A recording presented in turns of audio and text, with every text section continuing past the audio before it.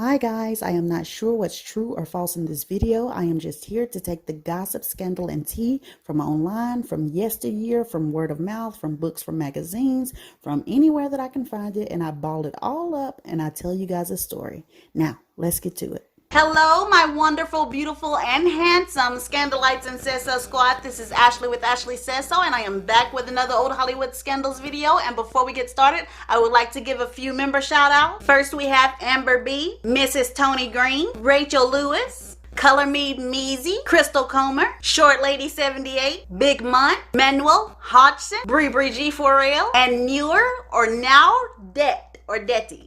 I'm sorry if I got that wrong. I tried the best I could. If you are a member and I did not shout you out, please do not worry, do not fret. I will shout out more members as I go along. Today we are going to be talking about a blind but never helpless little boy who turned himself into a musical icon. Stevie Wonder. Let's get to it. Steveland Hardaway Judkins was born in Saginaw, Michigan on May 13th, 1950. He was the third of 5 children, and his mother's name was Lula Mae Hardaway, and his father's name was Calvin Judkins. While Stevie's mother was pregnant with him, everything was going fine until she was about 6 weeks away from giving birth, and then everything went wrong. Because of this, little Stevie was born 6 weeks too early, and because of this, he was put into an oxygen-filled incubator. And this is usually a great thing for premature babies, but unfortunately for little Stevie, it was too much oxygen in the incubator tank, and this caused the growth of his eyes to be aborted, and his retinas actually became detached, which resulted in Stevie Wonder being blind. Now, it is said that his mother, Lula Mae, carried some heavy guilt about this, that she spent most of her time wondering and trying to figure out just where she went wrong and how she could have carried her son to full term. But even though Lula Mae might have felt some guilt, it was one thing that she wasn't gonna do, and that was give Stevie special treatment. Child, they say she treated him like any other child, and if he acted up and acted crazy, he was getting a whooping like any other child. And it's also said that Stevie was getting whoopings all the time, girl. They say Stevie was real bad, like he was bad like this. Stevie, don't drop that. Put that down. Don't you drop it. It's gonna be your behind. I'm not playing with you. Don't Like that kind of bad, child, just terrible and crazy. And so because he was that kind of bad and mischievous and just doing everything, like I said before, Lula Mae didn't spare him no whoopings, and he got them all the time. Now let's get into a little bit of tea, honey. Very early on in the story, even though Stevie's parents were together and his mother tried as best she could to make Stevie feel comfortable and like he fit in with all of the other children, his home life was not that peachy. It was not that rosy. You see, the family was poor, and because of this, they did not always have much to eat. And because of this, gossip says that Stevie's father, Calvin, started acting a fool. Baby, they said one day Calvin came home and was like, "I'm tired of us not having no food on this table. But that's okay, I got something that's gonna fix that. Lula Mae, come here." Now there's a man. He's waiting outside. He gave me some money. I want you to take a ride with this man, Lula Mae. Be nice to him. You know what I mean? And Lula Mae was like, "Be nice? Calvin, what are you saying? What do you mean?" And Calvin was like, "You know what I mean. Be nice to him. Do whatever he wants you to do." And Lula Mae was like, "Calvin, I can't believe you would say this. I'm not doing it." And Calvin was like, "Oh yeah, you gonna do it." And Lula Mae was like, "I am not doing And Calvin had twisted her arm behind her back, honey. And Calvin is like, "You gonna do it now?" And she's like, "Yes, okay, I'll do it." Because she was scared he was gonna break her arm. And it is said that while she was on her way out the door to do what she had to do, one of her sons was standing on the stairs and was like, "Mama, I'm hungry, Mama." And she was like, "Shh, it's okay, son. Mama will be right back." Now, it is said that after this incident, Lula Mae went out on the stroll several times. Sometimes because Calvin made her by being abusive towards her, and then other times she went on her own accord because she needed to feed her family. They needed some money. Now this went on for some time. I'm not sure how many years, but I do know by the time Stevie became 4 years old, she and Calvin divorced. Now I'm not sure if Lula Mae changed Stevie's last name due to Calvin Judkins being abusive and she didn't want her son having any ties to him. I'm not sure why it happened, but I do know that she did change Stevie's last name from Judkins to Sue Morris. And that was because she had a lot of family members with the last name of Morris. After the divorce, Lula Mae took her 3 children that she had at that time and they moved to Detroit, Michigan. And it was here that Stevie or Stevelin started singing in the church choir at Whitestone Baptist Church. It is said that he had a wonderful time doing it because you know how the old school church members hype you up. You know what I'm saying? Sing, baby. Ooh, you better sing it, boy. Yeah, y'all know how it go. So all of that was going on and Stevie just singing and singing, and soon he started playing the piano, he started playing the harmonica and all other type of instruments because you know he was hyped up. But the thing is that not only was Stevie playing this stuff, he was actually good at it, especially that piano. And then as Stevie grew a little bit older, those cheers and shouts from the church just was not hitting the spot no more, honey. It wasn't doing enough. So soon he and a friend named John started performing on street corners. They also started performing at parties and little get-togethers, things like that. Because Stevie was giving all of this time to perform and cultivate his talent, it grew immensely the more and more that he played. And in 1961, at the age of 11, he wrote a song named Lonely Boy. And he sang this song for Ronnie White of the Miracles. And Ronnie White was super impressed. He just knew that they had another Ray Charles on their hands and he did not want to let this slip through his hands. So he hurried up and took Stevie to see Berry Gordy. And when Stevie's little tail got up there singing and, you know, doing all this in front of Berry Gordy was impressed as well and he signed him to Tamla Records.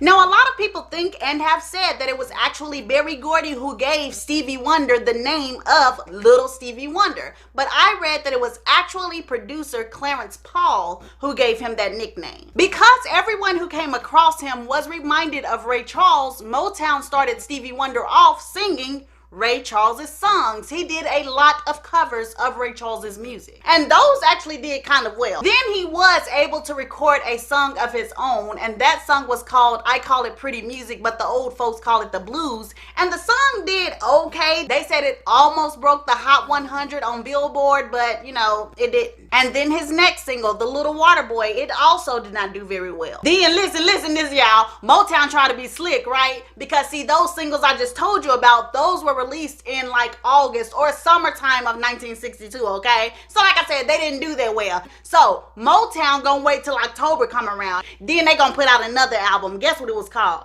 Tribute to Uncle Ray. Child, the public wasn't fooled. Barry, you ain't slick trying to sit up there and talk about Tribute to Uncle Ray. That little record ain't sell nothing either. But although I'm playing around, some people say that those songs really did not hit so well because Stevie was so young. You know what I'm saying? He was kind of singing about things that he wanted to do with his mate, and it kind of did not fit because he was so young. But it didn't matter though. Motown was not ready to give up on little Stevie yet. And at the age of 12, still in 1962, he started touring on the Motown Revue. And when this happened, somebody in the marketing department, I don't know who, had a heck of an idea. It was a brilliant idea. Because see, the way they were marketing Stevie at first was just like, you know, little Stevie Wonder singing these grown-up songs. And then somebody in the marketing department was like, why are we doing this? Why won't we capitalize on this boy's age? You know what I mean? Act like it's amazing that this little boy is doing this. And so that's when whoever it was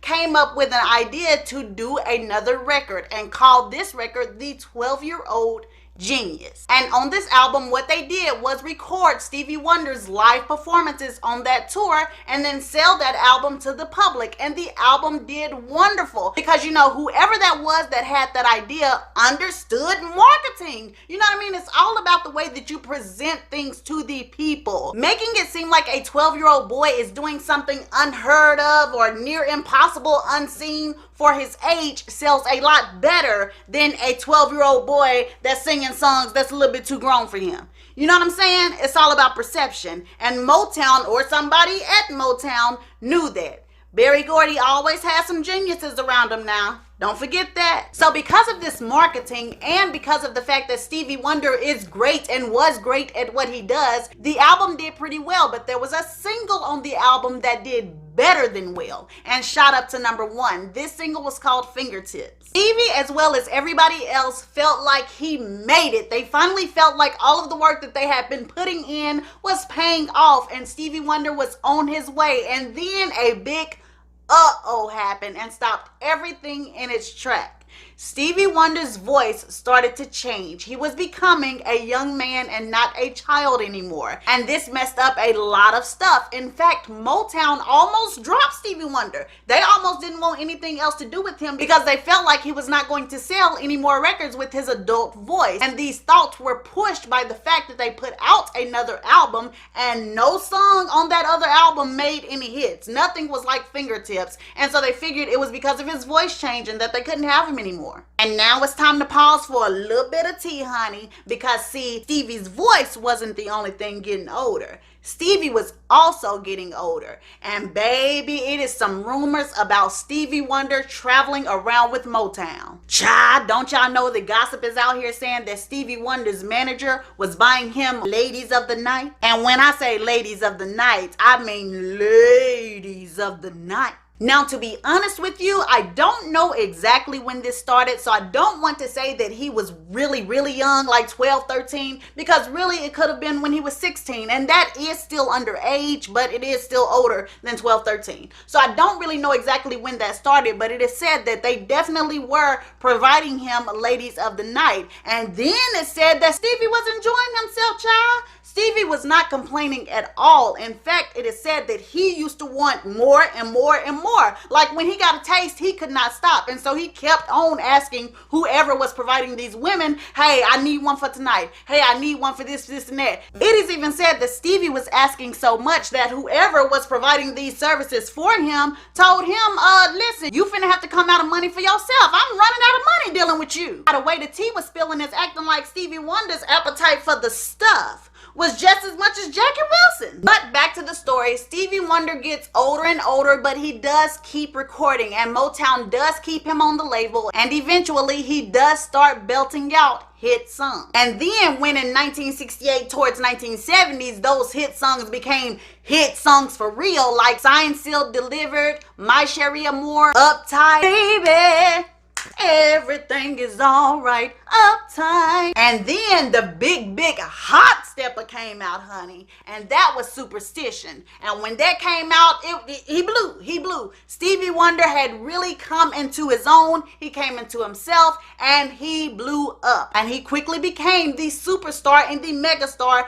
that we know him as today. So since we all know what happened with the rest of his career and what is still happening with his career, it's now time to get to the scandal, baby. Let's sprinkle some tea in this. First off, since I include almost, if not all, of the tea and gossip that I see in here, let's get some of the silly rumors that nobody believes out of the way. Y'all, why is it folks out here that will bet their whole life savings on the thought that Stevie Wonder can actually see? It's folks out here that truly do not believe this man is blind. And y'all probably laughing and stuff, but I'm being serious. Now, let's get to the most serious version of this weird rumor first. Some people believe that when Stevie Wonder was born, that he was mostly blind, but not all the way blind. They feel like that he retained a little bit of his eyesight. And then when he wanted to sing, the adults and the people around him wanted to market him like Ray Charles, so they pretended that he was completely blind. And some of the stories that go along with this thought process is the rumors that say that, you know, he's not blind, I've seen him driving a car. And one person even went further than that. They said not only did they see him driving the car, baby, they said he stopped at a red light. Another rumor says that if you're ever in the vicinity with Stevie Wonder and you just watch him, you just keep your eyes on him, let's say you see him at a concert or something like that,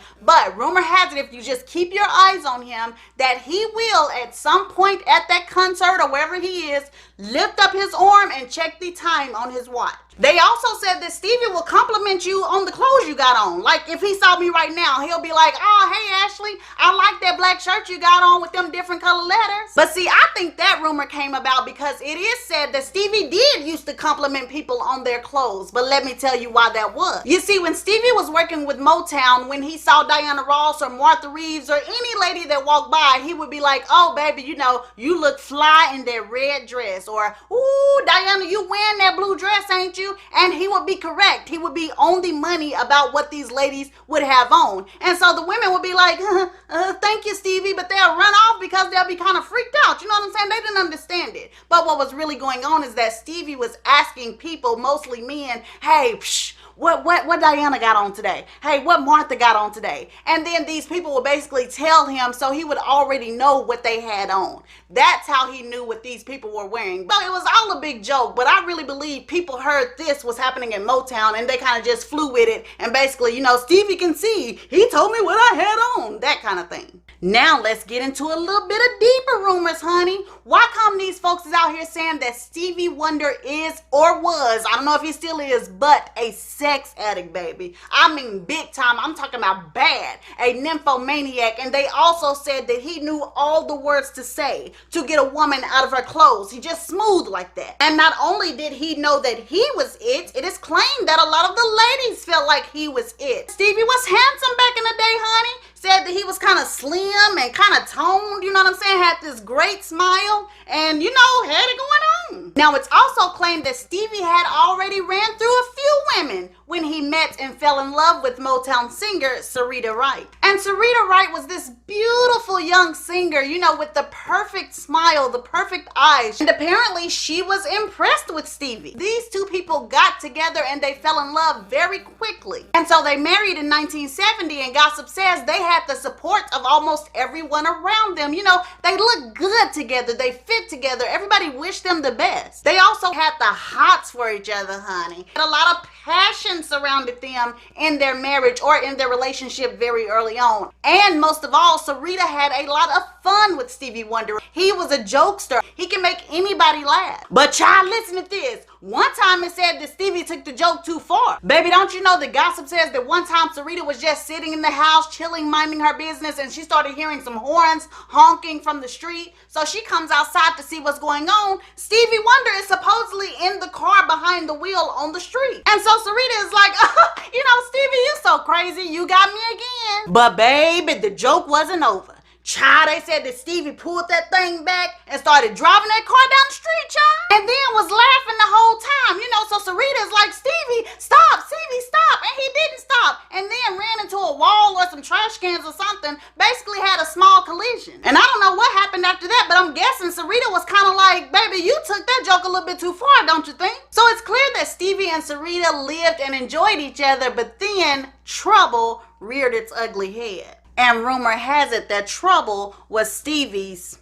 Word on the street is that Stevie was out here pulling side pieces all over the place. And that Miss Syreeta was not about to deal with that. So soon they divorced in 1972. But here's the thing. I'm not sure if that rumor is true because it is said that the divorce was amicable. Basically, like both sides were okay with it, and it was put like they just found out that they weren't right for each other. You know what I mean? So, take that rumor with a grain of salt unless y'all know more than me. Now, after Stevie's marriage to Syreeta, he did not get married again until 2001, and that is when he married Kai Miller. But they divorced in 2012, and after they divorced in 2017, he married Tamika Bracey. Now, even though Stevie Wonder has only been married 3 times and there was a lot of space between each marriage, child, that don't mean nothing. It is said that Stevie Wonder was out here macking hard with multiple women. Honey, they said that Stevie was wagging that thing in all kind of women's faces, and all kind of women was gobbling that thing right up. And that's because they were gobbling his words right up. He was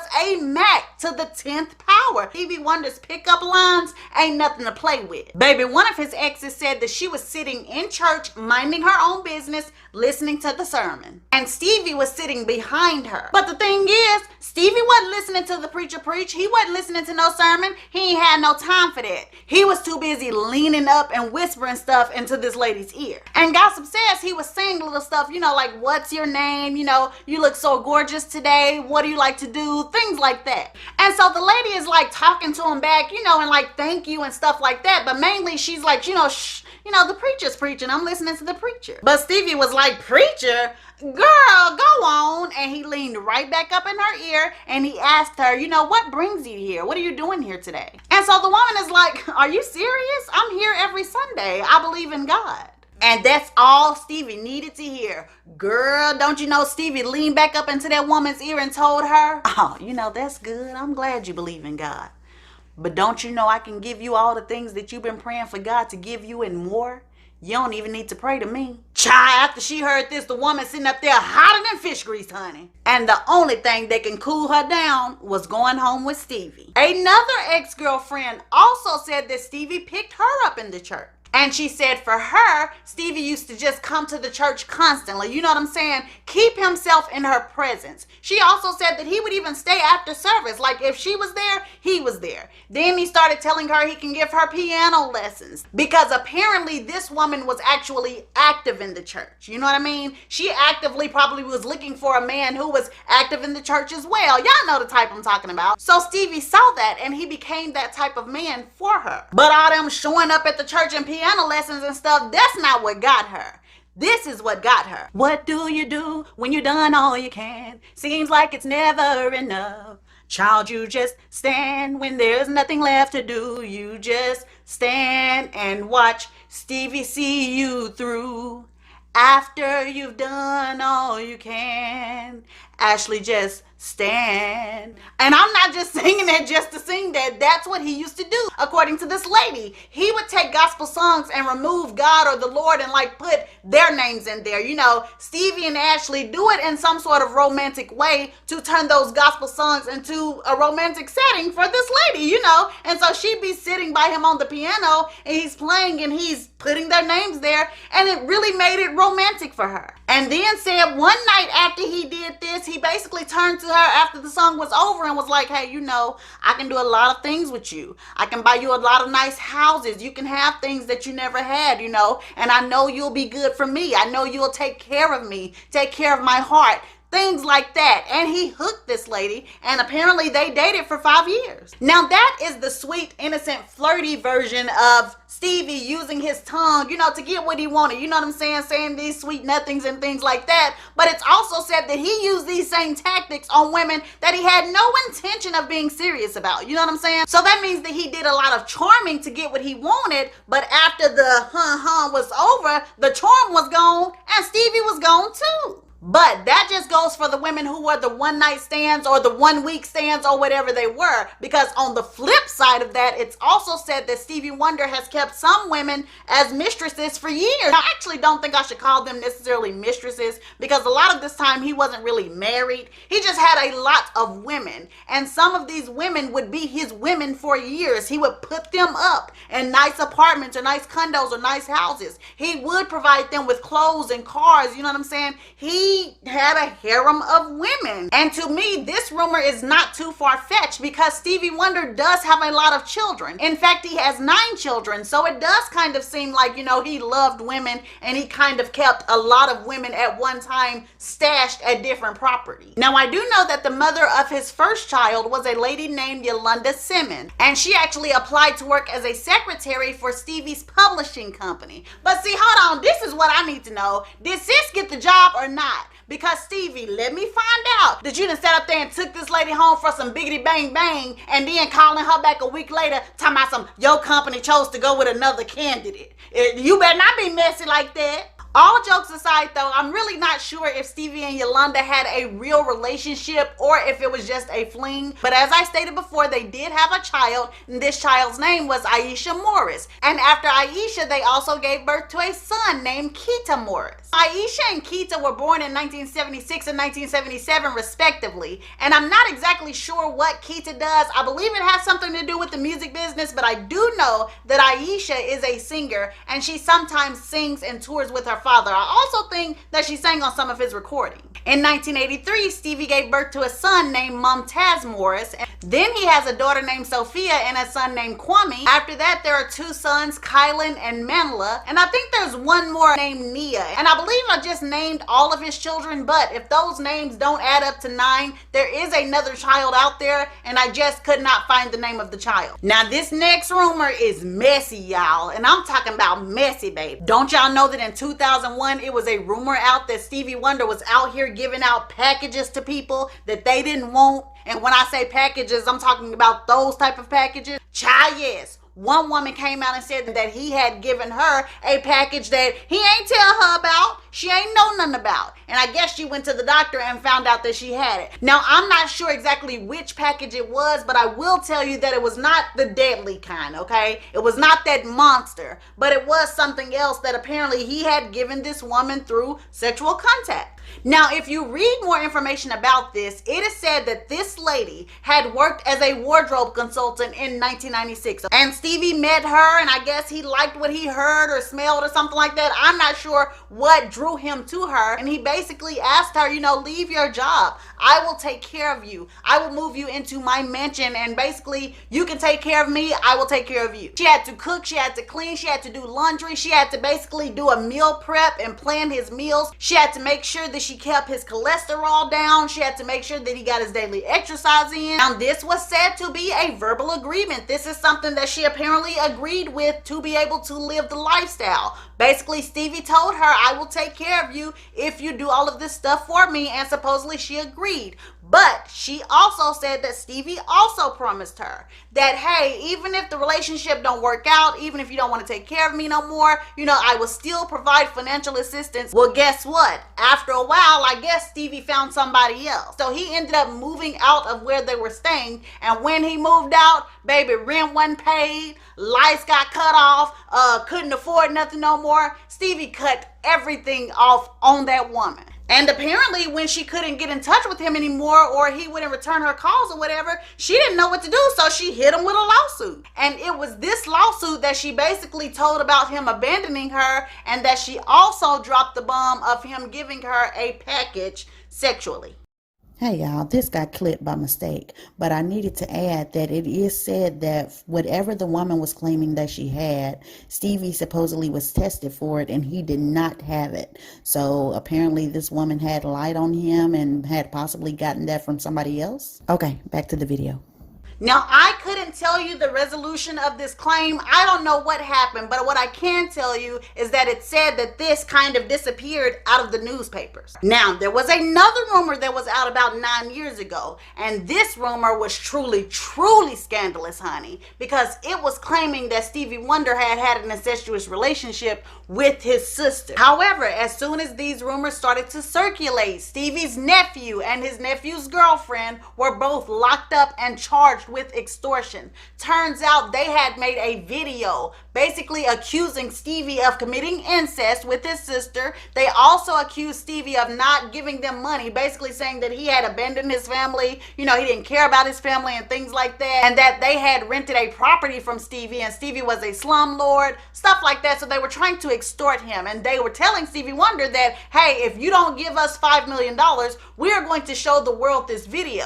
And then Stevie basically told them, look, I don't got no $5 million. You know what I'm saying? So do what you got to do. I don't have $5 million. And then these two came back and were like, okay, we'll take $10,000. And Stevie was like, okay, cool, I'll give you $10,000. And so Stevie's lawyers showed up to meet the nephew and was like, hey, you know, sign this paper basically saying that everything in this tape is false and that you were basically trying to extort your uncle, and we will give you $10,000. And Stevie's nephew was like, okay. And so he signed it, and while he was still signing, the cuff came down on his hand, because those were not Stevie's lawyers, those were undercover cops. Child, outside of that incest rumor and that package rumor, it's still some mess out here. The other mess says that Stevie likes his drugs, honey. Rumor says that he likes to smoke his weed and cocaine. And really, that's not a huge deal, because I don't really look at those as heavy drugs, especially if you do them modestly. And fortunately, Stevie did cocaine in a modest way. You know what I'm saying? He did cocaine with everybody else,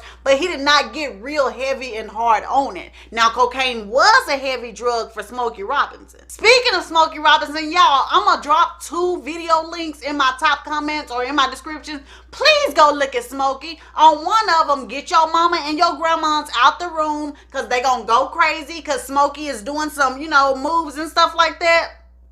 On the next video, it is a battle cry from Smokey's heart. He wants the gangs to end. He wants to stop gang activity. He knew what it felt like to get hooked on that cocaine. He knew what it felt like to deal with bad characters. And honey, he was just ready to stop the gangs. So y'all make sure to go and click on both of those videos, because That's all I can say. That face right there, that's all I can say. Let's get back to Stevie. Now, this next rumor says that Stevie Wonder stayed with Motown as long as he could, but then he started seeing some funny money. And I just caught myself saying the word see or seeing.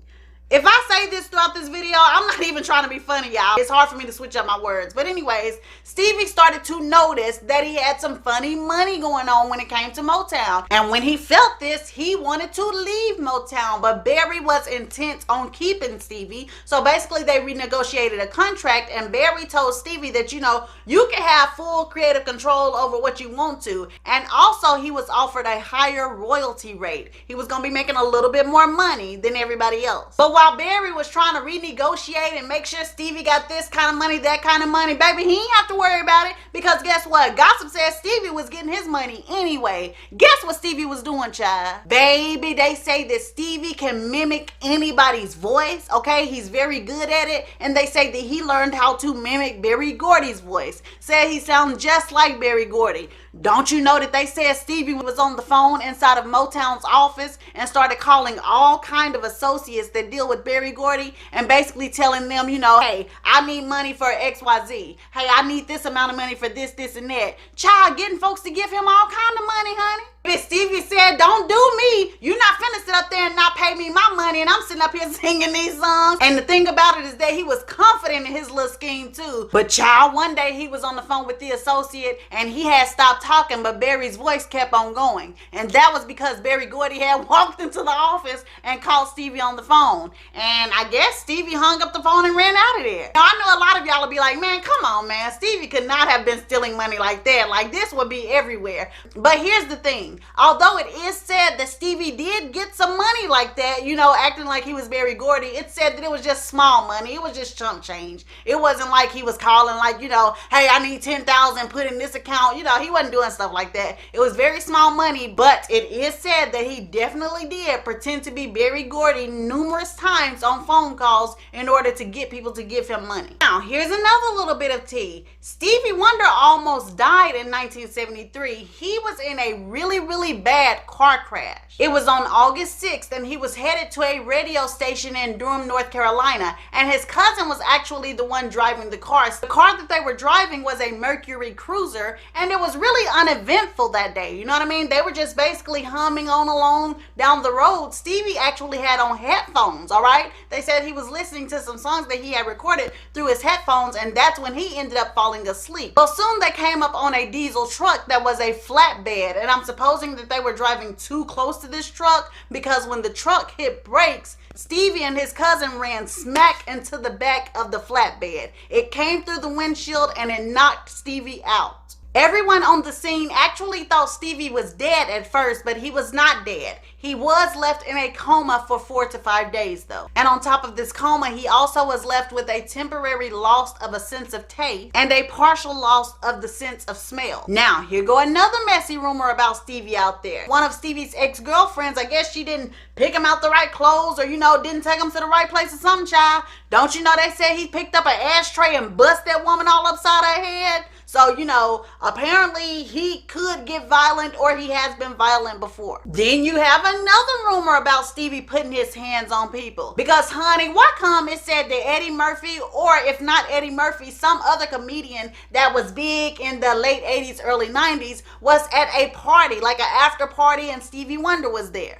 And this person said while they were at the party, they were just watching Stevie, you know, just studying his moves. They were kind of fascinated by him. You know, you kind of, when blind people, and it's not like they're some type of sideshow, that's not what I'm trying to say, but it's just like, you know, sometimes you want to study the way they move, because it is amazing. It is amazing that those born without sight still can move around and do things, you know what I'm saying? So to us, people that are born with sight, a lot of times we are in awe. So apparently that is what was happening to this comedian. He was in awe, and he was just watching Stevie, you know. Child, why come while he was watching Stevie, he saw a group of ladies like walk by Stevie? Baby, why come he said that Stevie was pinching them women on the booty? He said that's when he started questioning himself if Stevie Wonder was blind, because he said that Stevie knew exactly where those women's booties was when they walked past him. So I guess Stevie was just out here being the booty snatcher or something. So y'all, we are coming to the end of the Stevie Wonder video, but there are a few more T-bombs that I would like to sprinkle on you. The first one says that Stevie Wonder has actually been offered transplant surgery where they've been wanting to transplant someone else's eyes to him so he can see. But it is said that Stevie does not want this surgery and that he has turned it down multiple times. Now, the reason for this varies, but most people feel like Stevie equates his musical genius with the fact that he could not see. He feels like that is what made him so good with his music. The second rumor, and this actually might not be a rumor, this might be just actual straight fact, is that Stevie Wonder is kin to the Jackson family. I had no idea about this. Did y'all know that they were cousins? Apparently, they are real life cousins. One more rumor says that he wanted Diana Ross bad, honey. Child, it said that Stevie has a thing for women that are light on their feet. Apparently, he would always say things like, she sounds light on her feet. She sounds attractive. And you know, Diana, little bitty teeny tail, of course she was light on her feet. So they said that Stevie was always trying to be up in her face, flirting, laughing, talking to her. Oh, you smell so good today, Miss Diana. Excuse me, Miss Diana. Do you have on the wig that's curled up in the back today? What are you wearing, Miss Diana? You know, just basically all up in her face. Child, it got so bad that Levi Stubbs of the Four Tops claimed that he had to come and get Stevie and get up in his ear and be like, hey, buddy, that's the boss's woman. You know what I'm saying? There's a lot of things that you can touch, but the boss's woman, you cannot. And so that's when Stevie was like, hey, you know, cool, I'm done with it. Now, this is the end of the scandal for Stevie Wonder, but as far as this guy's career, he went on to do great, great things. Stevie Wonder has several Grammys. He even has an Academy Award for some of his songs. So definitely he is a musical icon. He is another one who I believe will be, if he's not already, legendary in their own lifetime. And I'm not sure if he's actively making music or touring at this moment, but I do know that the last definite bit of news that I really could find on Stevie Wonder and what he was doing or wanted to do was in 2019. And in 2019, Stevie apparently said that he was gonna move to Ghana. You know what I'm saying? He said that he was done with the US. He did not like the way that it treated black people. He was sick of racism. And he said that was it. He threw his hands up and he was going to Ghana. As of 2021, I'm not sure if he moved to Ghana or not. But anyway, this is the end of the old Hollywood scandalous tale of Mr. Stevie Wonder, and I got something to say to my subscribers. Y'all, we have hit 70K. It's almost surreal to me. I can't believe that I've hit 70K, and it's all thanks to you guys. I am so grateful. Listen, I just want to say something real quick. It is not lost on me, y'all. I understand that the type of content that I make with old Hollywood scandals, it would be easy for somebody to watch one video and never watch me again. I understand that. Especially those people that come to the channel like, oh, here's a video on my favorite celeb. Seems like this girl might have some more, you know, good, fabulous, positive information that I haven't heard about my favorite celeb. And then after watching the video being like, this heifer finna make me fight, huh? I'm finna have to knock this girl out, mama. I'm finna have to knock this girl on YouTube out. Her name Ashley. She talking real bad about my favorite celebrity. It's me and you. I am well aware of that, y'all. I am well aware of everybody's feelings. I am well aware of that. So I would like to say that I am grateful for those of you who did start off watching one video but chose to stick around, because honestly, in order to see me and understand me and know me, you would have to stick around and watch more videos. You would have to understand that, okay, hey, this is this girl's way of storytelling. You know what I'm saying? And a lot of people don't give me that chance, but fortunately, you guys, my subscribers, you did give me that chance, and now a lot of you know me, a lot of you understand me, and to be honest with you, see a lot of y'all that I can pull up right now, well, we started off as enemies. You know what I'm saying? Baby, listen, we started off as enemies. Y'all started off in them comments tearing me apart, and now we have some of the best relationships it is. You know what I mean? So thank you guys so much for subscribing. When you do subscribe, you become a part of this family. You guys are Said So Squad. You guys are Scandalites, you know. And if this, in fact, is your first video and you are a new watcher, please stick around to watch more content if you would like to. Also, please like and subscribe if you like what you see and join a part of this family. All right, guys, I'm going to get to working on the next video. See y'all soon. Bye.